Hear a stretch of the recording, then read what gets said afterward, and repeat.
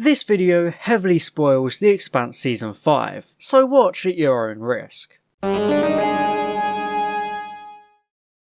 It's undeniable that most science fiction properties these days are in a bit of a rough patch. Star Wars doesn't know whether to be a golden oldies tribute act, Star Trek doesn't know what audience it wants anymore, and Doctor Who is, well, let's not get into that. For some reason, sci-fi is struggling, and you'll often hear fan discourse about these properties begging for them to return to their former glory. However, two words often show up in these discussions: The Expanse. The Expanse is a TV show which began in 2015, adapting the book series of the same name. The show has always been praised for its gripping political narratives, interesting characters, and adherence to a lot of the real-world physics every other piece of science fiction tends to ignore. After initially being cancelled by the Sci-Fi Network in 2018, Amazon picked the show up, ushering in a new and exciting era of The Expanse. Initially, it definitely seemed so, with the incredible Season 4. However, I recently found the time to finally watch Season 5, completely spoiler-free, full of anticipation at seeing the next step of this journey. And I was utterly let down and massively disappointed with what I saw, especially because Season 6 is set to be the end of the show.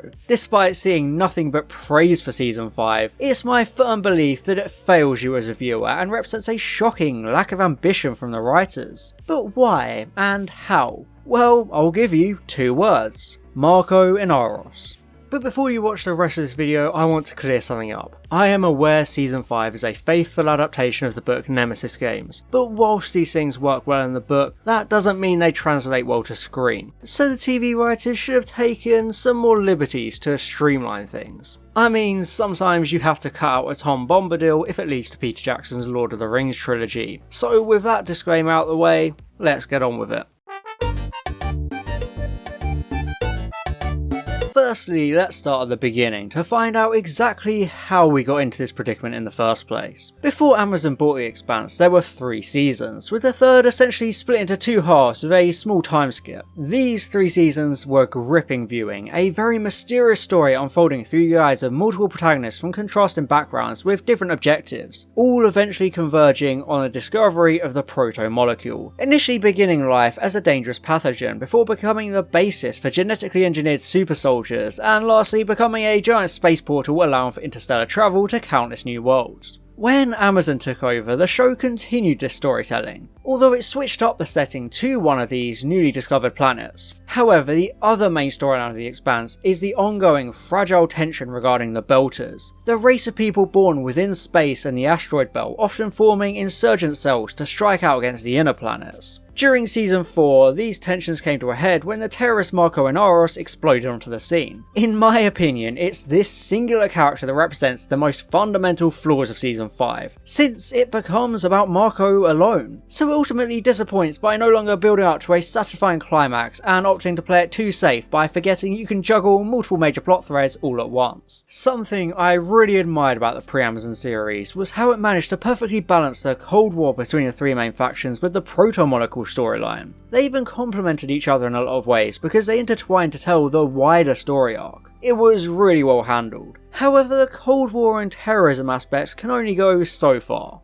Indeed, halfway through Season 3, the show pivoted in a brand new direction with the emergence of the mysterious Ring Gate, which became the main focus of Season 4. It was all about these gates, exploring new worlds and trying to work out what happened to the ancient civilization known as the Builders. It was definitely the right way to go. The fragile state of the politics remained and contributed heavily to the proto-molecule storyline, but we were getting boatloads of lore regarding these Builders. Season 4 was essentially the perfect season of The Expanse. The A-plot of the season was the events on Illus, but it still maintained the stories of Avasarala and the Belters as a B and C plot, so there was a nice variety, but it was still storming ahead with the mythology and lore of the show's universe. It gave you this idea that the show would now be about this new age of exploration and all these planets being colonised. But Season 5 disregards all of that. There's genuinely nothing about the Ring Gates, they only show up like twice in the season, at the beginning and the end. All this exploration and mythology just becomes background noise and simple world building. The writers relegate it all to flavour text and have it happening off screen. They push the envelope with Season 4, but Season 5 is them retracting it and running it all back in a way. Instead of continuing this new vision, they just create a weird mix of Season 1 and 2. They go back to having Avasarala dealing with the rumblings of war and the Belters are back to being in fighting terrorists. There's a frustrating return to safety of all these factions, and they even have the gall to give Holden a story about chasing the proto-molecule, which is in the wrong hands. It's like it takes a show backwards, which massively hurts it, since we've seen this all before.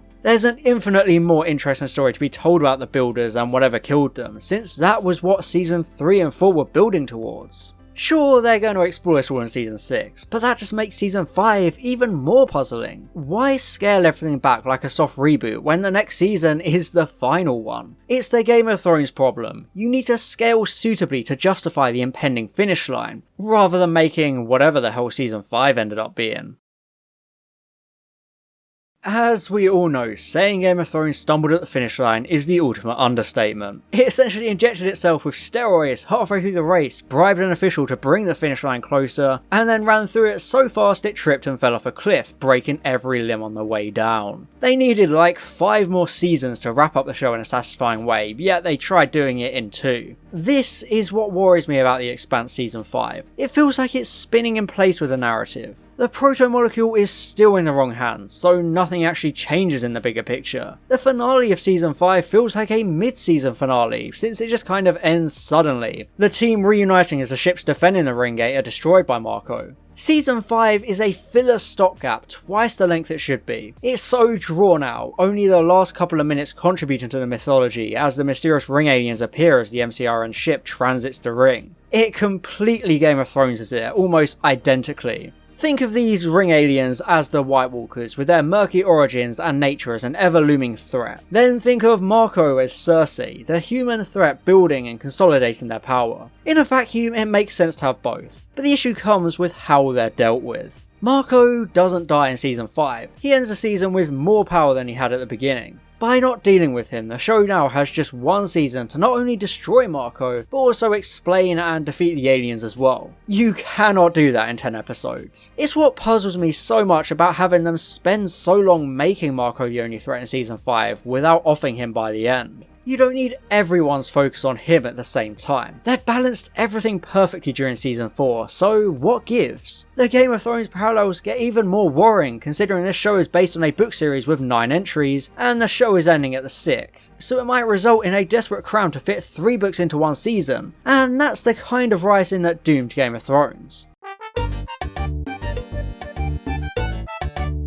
Season 5 of The Expanse has a bloated cast, and it very much shows. Every main character gets their own unique storyline. Amos goes back to Earth to flesh out his mysterious background. Alex investigates Martian black market dealings. Naomi has to face her long lost son. Avasarala does politics stuff on the moon. And lastly, Holden does the same thing he always does: hunt the proto-molecule. Sounds fine on its own, but this means they all get their own companion or supporting cast, like Clarissa Mal, Bobby, Delgado, Monica, Philip, and now you can see how it starts stacking up with too many cooks. They even elevate drama to a main character so she has her own story with her crew. It's excessive and overly crammed. Why not split the cast more efficiently? You can keep your Amos and Earth plot thread, but have Alex, Bobby and Holden deal with the proto-molecule and alien mythology stuff, whilst Naomi, Drama and Avasarala handle the Marco stuff in their own ways. I think Alex and Bobby's story is the most egregious example of wasted screen time. They spend almost the entire time floating in a space yacht following people around. All they contribute is the revelation that Mars is selling ships to Marco, their spare parts, so you fold them into Holden's proto-molecule stuff like they're done before. Even Naomi feels like a waste of time because she spends half the season doing the same thing, along with being trapped on a bomb-filled ship for like 4 whole episodes. Over the course of the season you think she's finally getting through to Philip and steering him away from Marco's influence, but then he resets and everything goes back to how it was, perpetuating the constant flow of L's throughout the season. It makes you wonder what the point of her storyline even is. Why have all these episodes with her trying to change his ways if he doesn't until season 6? You only need them together for like 1 or 2 episodes total. It's beyond clear that they had no idea how to manage the stories of the cast efficiently, and there are wild pacing issues as a result.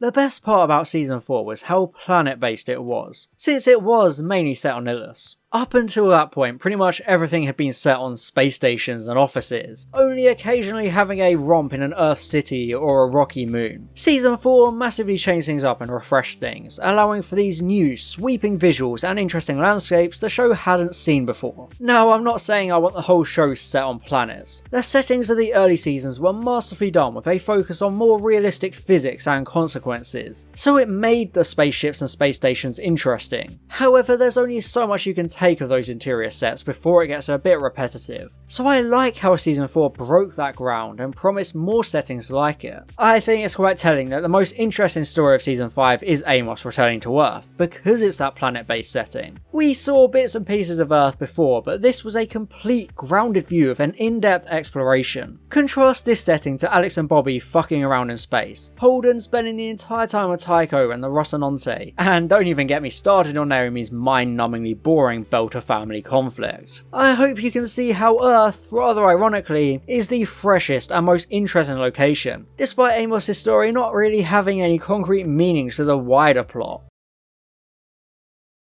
However, the Amos plot does serve two major purposes. One is world building, and the other is Amos himself as a character. It gives an on-the-ground perspective of the meteor strikes and their effects, showing the devastation firsthand and communicating the desperate tribalism humanity is going through as a result, so you can appreciate the true scale of the threat Marco poses. The other purpose of his storyline is to both soften and re-harden him as a person. He has to take Clarissa under his wing and protect her, becoming a lot more mellow and caring. But in turn, this protectiveness and urge to survive brings out the hardened survivor in him, since he finds himself reverting to the person he was before we met him back in season 1. It's great that this terrifies him, showing how important the Rocinante crew is to him that he needs to be around them. In a pool of mediocrity and repetitiveness, Amos' Earth story is by far the best, because it feels like the only fresh element. Everyone else is doing the same old dance, but he has this really interesting in-depth story so alien to everyone else, which again is kind of ironic. He needs to find a way off the planet, which used to be so trivial and still is for every other character, but everyone on Earth has been set back centuries thanks to the meteor attacks. It's a fascinating new perspective of this world, a good example of scaling things back so late on in the show.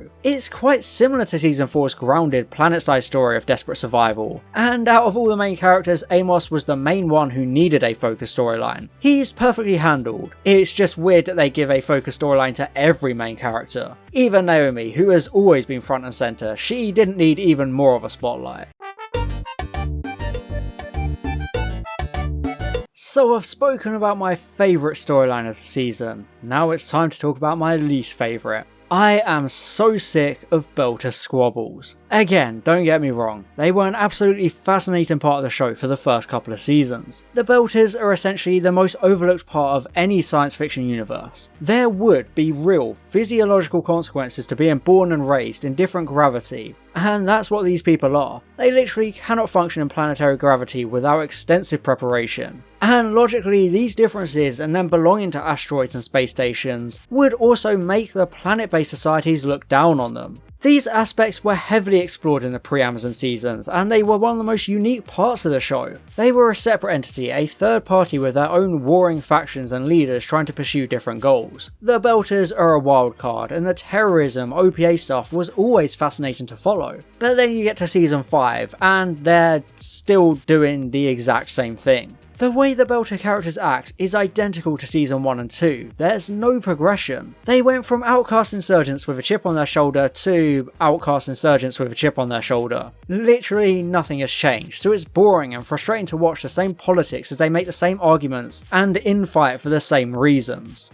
For all their talk of unity, the Belters are the ones dividing and weakening themselves more than anyone else. I mean, they literally destabilised Tycho Station and killed Fred Johnson, who was building the entire thing for the sole reason of giving Belters a bigger role in the system. It just feels like they're constantly infighting with stupid qualifiers because they're so gatekeepery. There's one scene where Naomi goes back to Palace Station and a bunch of Belters complain about her leaving and not toiling in the mines anymore, like she's betrayed her entire race by working colluding with every other faction to prove Belters can be good guys too. It's beyond stupid. Every single time Season 5 went to the Belters, I sat there wanting to pound my head into a wall, since even after all this time they still haven't worked out why their insurgencies keep failing and making their position worse. Belter characters are always there like, oh, the Earthers hate us and never give us a fair chance. Maybe they wouldn't be so paranoid if you didn't keep trying to kill them every single season. It's baffling. And sure, there's a story there about xenophobia, and you can draw parallels to Islamophobia, but they never seem to commit to it because they're constantly proving the Earthers right to be paranoid of every Belter. There's the potential for an interesting narrative about their stubbornness and how Marco is essentially becoming what he himself is trying to tear down, but they don't do that. Instead it's, we want Belter freedom, so join me or die. That has literally been the motivation of every Belter villain since the very beginning. Do something new with them. They literally have Drummer as a Belter protagonist, but her whole story is about Belters bickering and infighting because of this with us or against us mentality. It's played out and simply terrible. Corral is an especially annoying and hateable character for these reasons. She's one of Marco's trusted soldiers, eventually taken over Drummer's ship once the faction joins the Free Navy. However, from her very first appearance on the show, you know she's going to be a constant irritation. She never stopped pissing me off. Corral is like a petty child seeing everything in black and white, always hating Naomi for not being a true Belter or whatever. And yes, she's a villain. She's meant to be unlikable and delusional, but she's not interesting or charismatic enough like Marco. You just don't like seeing her at any point, something the wrestling community likes to call X-Pac heat, in which they're not even fun to hate.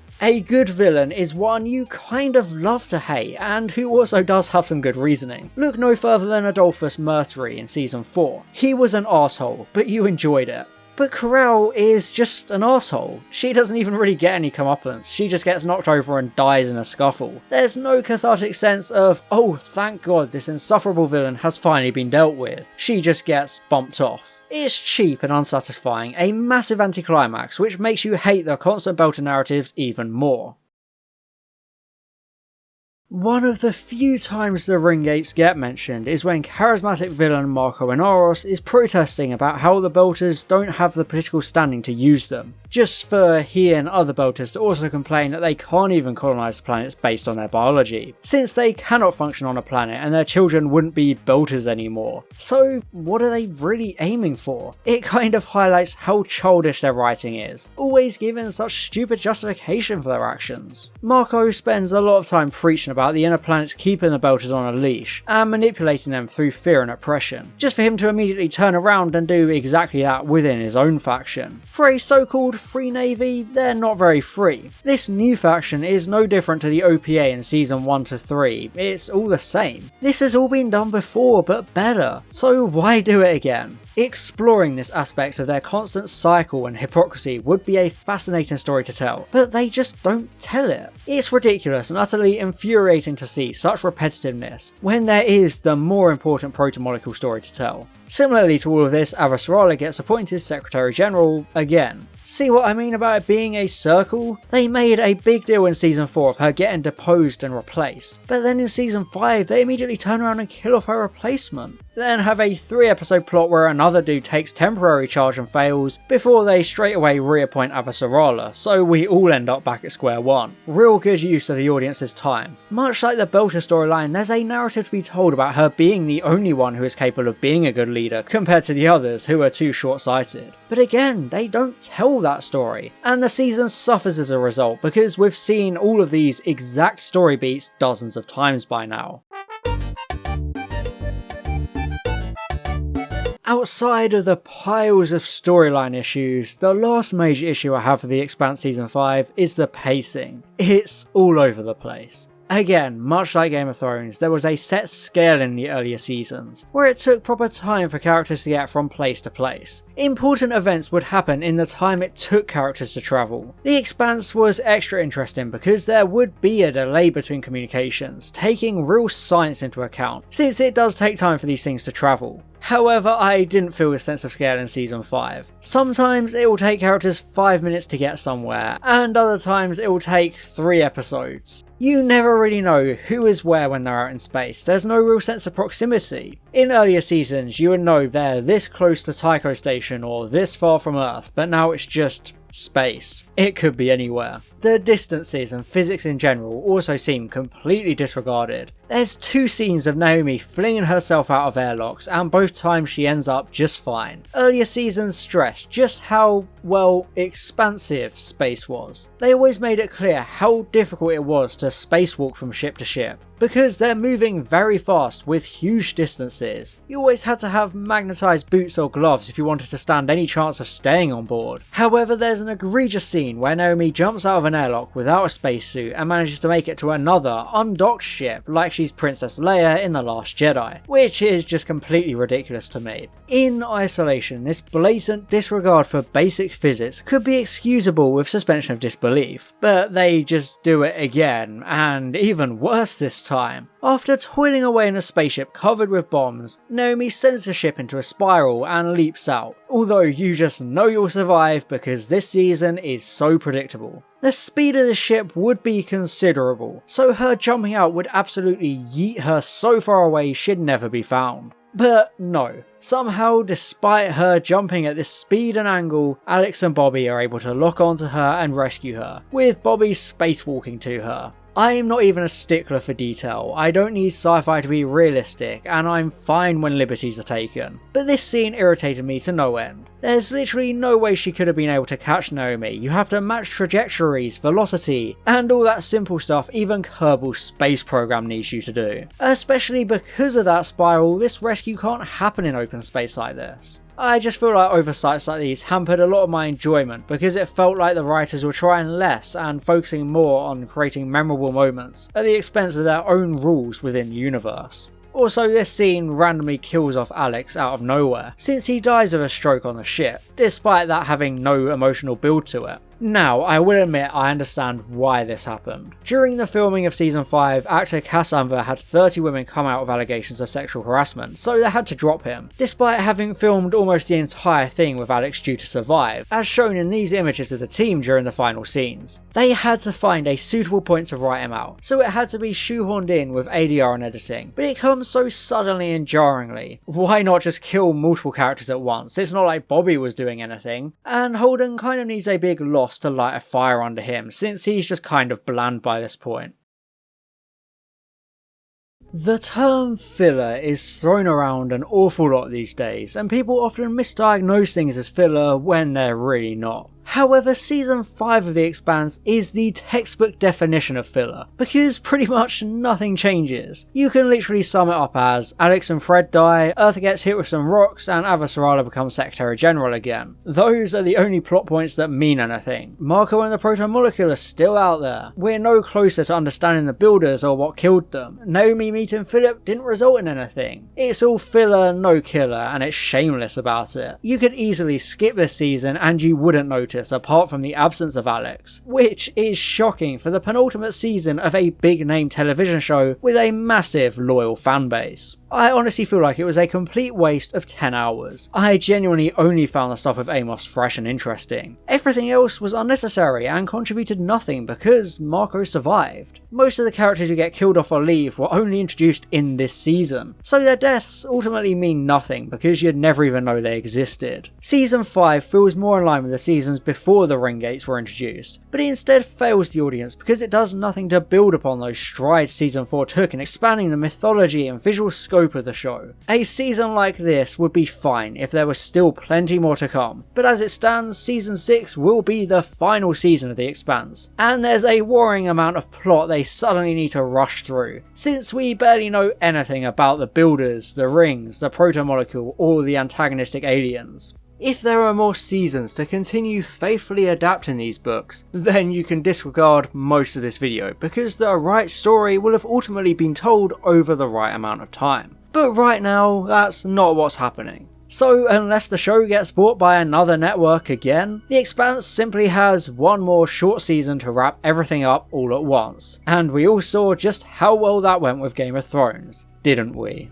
And I'd like to give an extra special thank you to all my gold level patrons: Alex Marston, Calvin, Daniel Shillito, Fallon Cortez, Franz Horn aka Line Vortex, George, Herna Verzog, John, and Stefan Never Miller. Thank you so much for your support.